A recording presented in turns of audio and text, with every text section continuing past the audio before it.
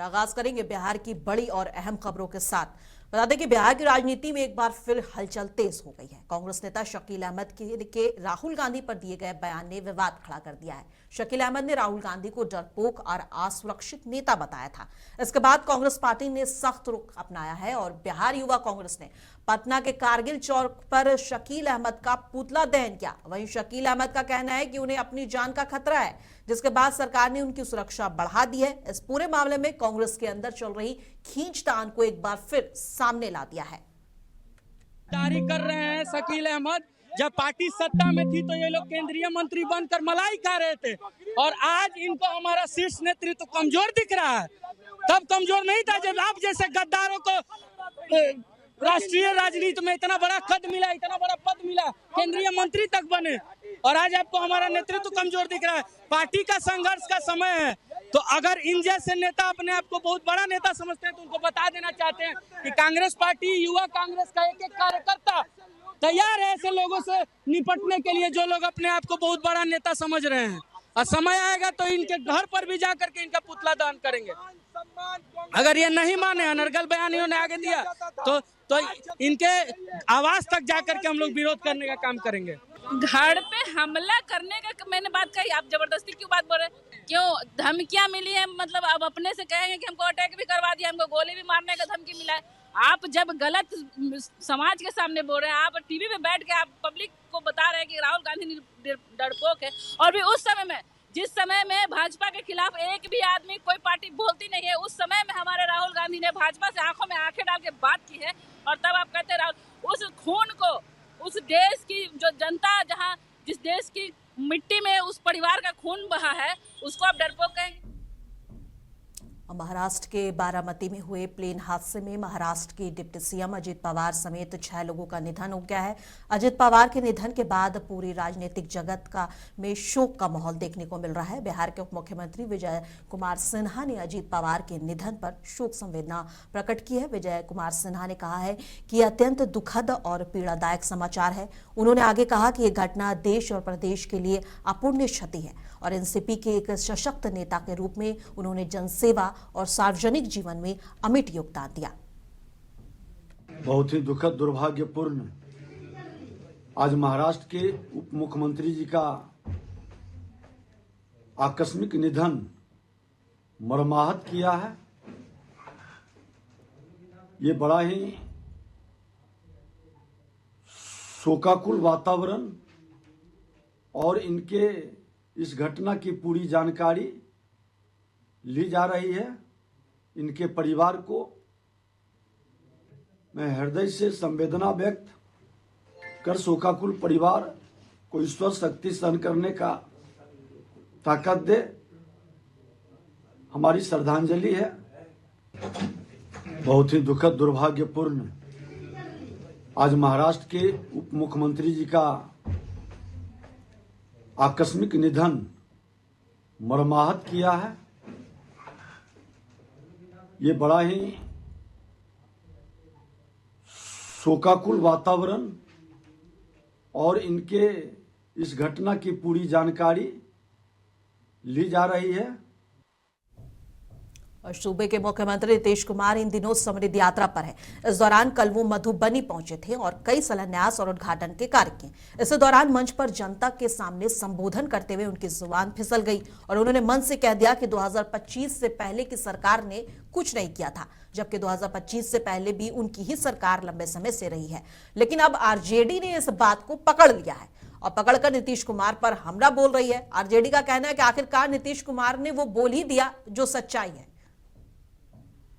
आपके यहाँ मधुबनी आए तो मधुबनी जिले में कराए गए कार्य, तो आपको तो याद होगा कि मधुबनी जिले का पहले क्या हाल था। वो पहले वाले के बारे में बताए हैं तो वर्ष 2025 से पहले की सरकार ने कुछ नहीं, वही जो हम उन लोगों के बारे में बताए, यहाँ पर भी वो लोग कोई काम नहीं किया था।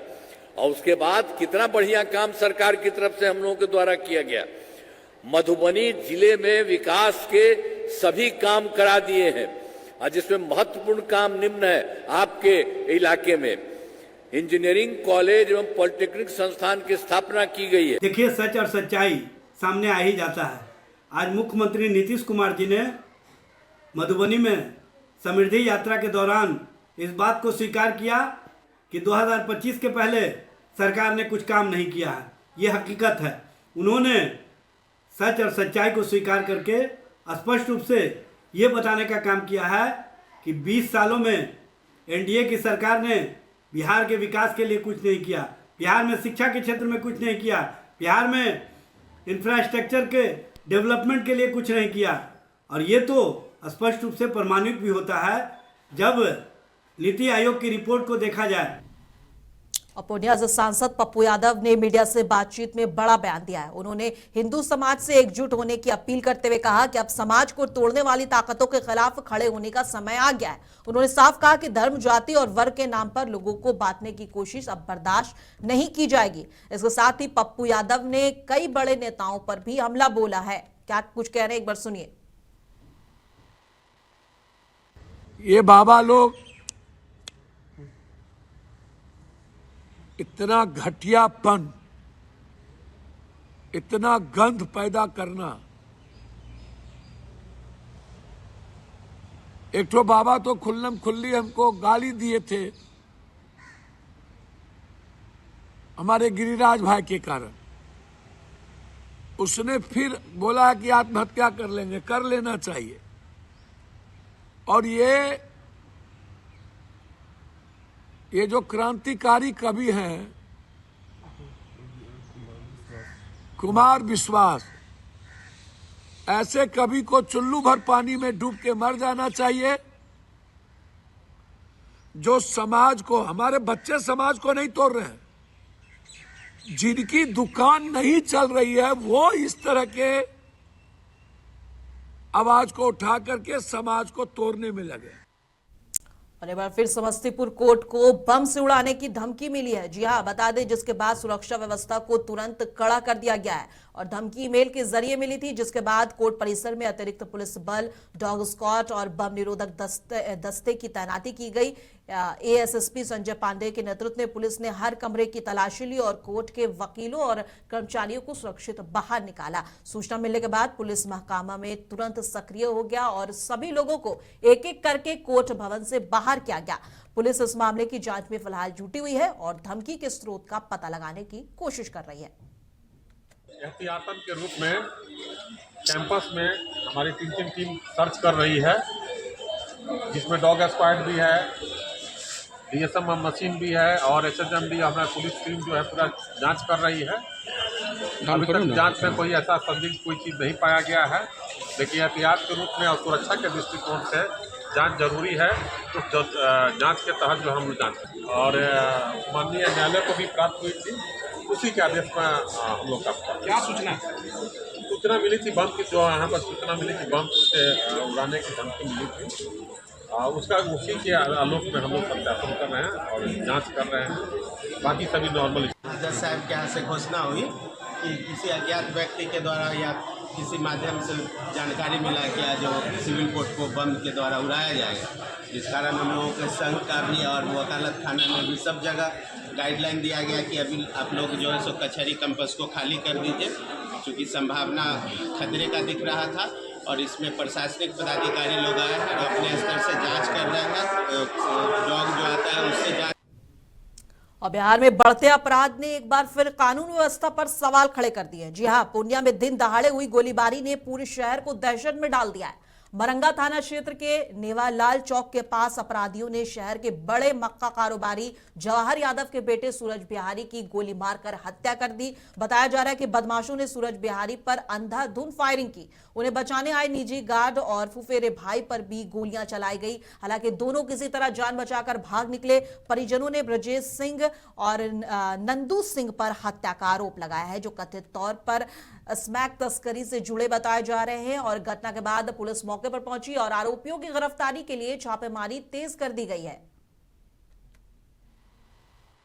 शायद इनके भाई को कुछ लोगों ने बंधक बना के रखा था, इसको सूचना मिली, ये पहुंचे तो इसकी हत्या हुई। और दिन दहाड़े हत्या होना कहीं न कहीं सरकार के इकबाल पे प्रश्न चिन्ह है। और जिस तरीके से बिहार में और पूर्णिया में इन दिनों घटनाएं घट रही है, ये निंदनीय है। और निश्चित रूप से प्रशासन को सख्ती से निपटना चाहिए। एक व्यक्ति की गोली लगने से जो है मृत्यु हुई है और उसको होप हॉस्पिटल जो है इलाज के लिए लेकर जाया गया था, जहां डॉक्टरों के द्वारा उसको मृत घोषित किया गया। उसका पोस्टमार्टम जो है विधिवत जीएमसीएच में करवाया गया है और इसमें जो अभियुक्त हैं उनकी भी पहचान कर ली गई है। इसमें स्पेशल टीम जो है छापेमारी कर रही है। दोनों के बीच में अभी तक जो जांच के क्रम में सामने आया है कि एक लड़की के फ़ोटो को सोशल मीडिया पे शेयर करने के विवाद को लेकर ये घटना कारित की गई है, जिसमें इस बिंदु पर भी जो है जांच की जा रही है और जो संभवतः और भी जो विवाद के कारण है उस पर भी हम लोग जांच कर रहे हैं और अभियुक्तों की छापेमारी के लिए जो है टीम लगातार प्रयास कर रही है। किस किस का बेटा बलात्कार में था, ये मैं लड़ते लड़ते थक गया। अब फिर मैं आज एक मर्डर में आया हूं। आप उस मर्डर को देखिए जहां पर एक बच्चे की हत्या कर दी गई, मार दिया गया, 4 गोली मारे गए हैं सीने में। सम्राट चौधरी जी, शायद आप मेरे भाई से बढ़ के हैं। आपके पिता के साथ मैं विधायक था। कितनी हत्या के बाद हत्या रुकेगी?